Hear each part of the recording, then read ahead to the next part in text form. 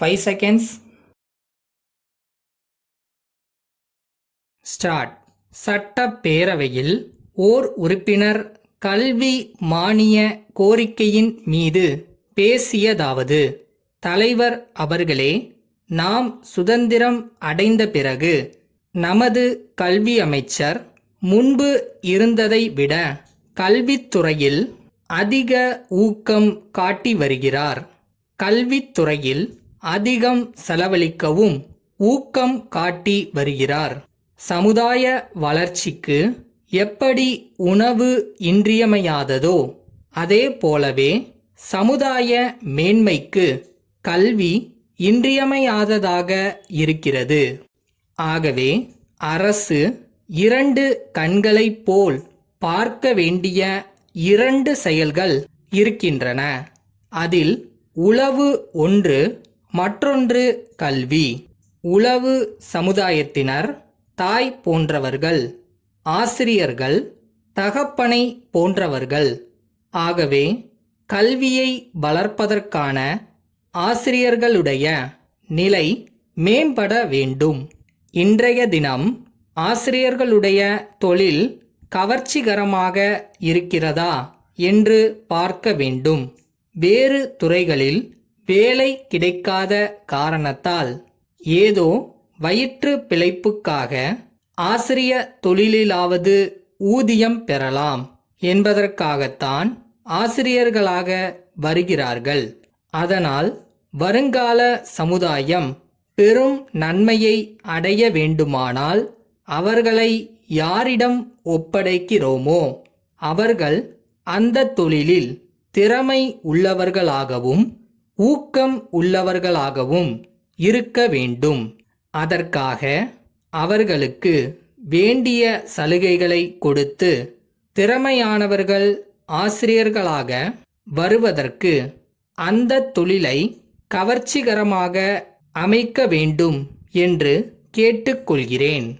இரண்டாவதாக, தனிப்பட்ட நபர்கள் நடத்தும் பள்ளிக்கூடங்களுக்கு அரசின் ஆதரவு அதிகமாக இருக்க வேண்டும். ஆதரவு எந்த முறையில் கொடுக்கலாம் என்றால், பெரிய கல்லூரிகள் கட்டுவதற்கு தனிப்பட்ட நபர்களுக்கு வருமான வரி சலுகை கொடுத்தால் நன்றாக இருக்கும். அப்படி செய்தால் அவர்கள் பல புது கல்லூரிகளை கட்டி நாட்டில் எல்லோரும் நன்கு படிக்கக்கூடிய வசதிகளை செய்வார்கள் என்று நம்புகிறேன். மூன்றாவதாக, கல்லூரிகளில் படிக்கும் மாணவர்களுக்கு கட்டாயமாக இராணுவ பயிற்சி அளிக்கப்பட வேண்டும். அணு ஆயுதங்கள் முதலியவை உலகில் உலவிக் கொண்டிருக்கும் போது நம் நாட்டில் உள்ள மக்கள் தங்களை தாங்களே பாதுகாத்து கொள்வதற்கு தெரிந்து கொள்ள வேண்டியது அவசியமாகும். கல்லூரியில் படிக்கும் மாணவர்களுக்கு கட்டாய இராணுவ பயிற்சி அளிப்பதன் மூலம் அவர்கள் நாட்டுக்கு சேவை செய்ய ஒரு வாய்ப்பு ஏற்படும். ஆகவே கல்லூரி மாணவர்களுக்கு கட்டாயமாக இராணுவ பயிற்சி அளிக்க ஏற்பாடு செய்ய வேண்டுமென்று கேட்டுக்கொள்கிறேன். நான்காவதாக, கைத்தொழில் பயிற்சிக்கு மோட்டார் பொறியியல் கல்வி படிப்பதற்கு பள்ளி கல்வி இறுதி படிப்பு குறைந்தபட்ச தகுதியாக இருக்கிறது.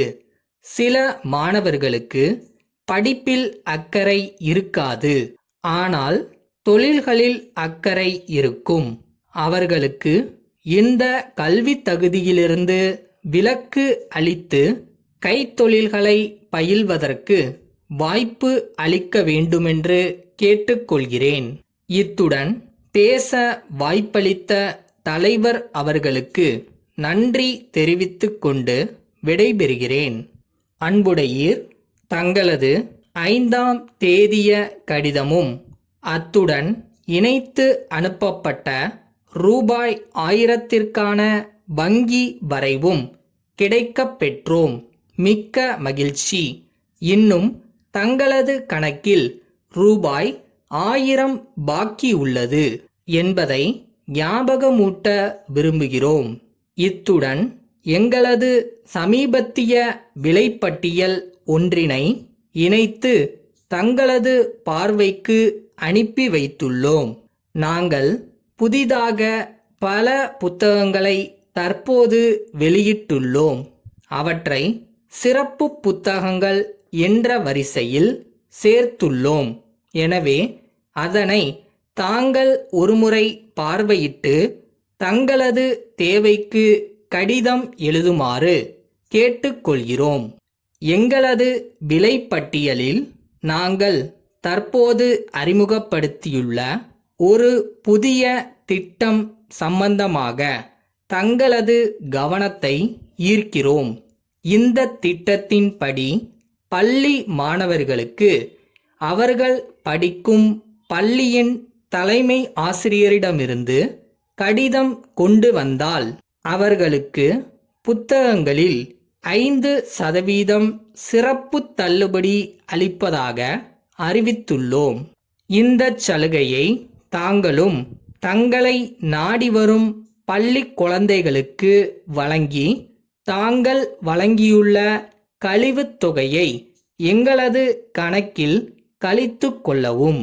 தங்கள் உண்மையுள்ள பாலன்.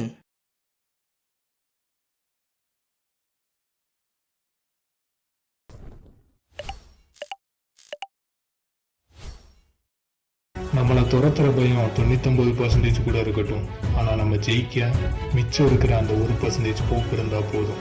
கண்டிப்பா